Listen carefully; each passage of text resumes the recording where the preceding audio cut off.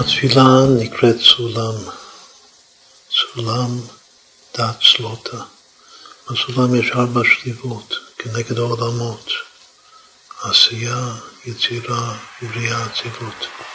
עולים מעולם לעולם, תוך כדי התפילה.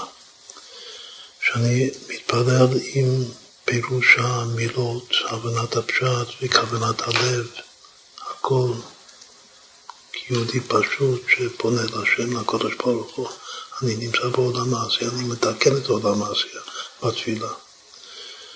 שעולים עוד שליבה, עוד עולם, ומתחילים להרגיש איך שהאותיות שאני אומר חיות ממש, וגם מתחברות, וכל אות שמתחברת אות הבאה זה כמו חתונה ממש של חתן וכלה, ויש בזה תענוג נפלא.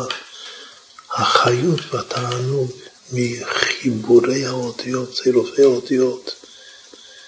זאת אומרת שעכשיו אני נמצא בעולם היצירה.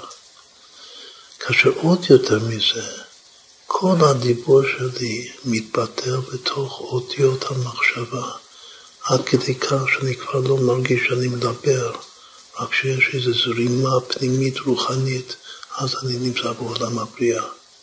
אחר כך יש עוד יותר מזה, שאני מגיע לעין מוחלט, עין אמיתי, שכל החושים, הכל בטל, יש רק השם, אז אני נמצא בעולם האצילות.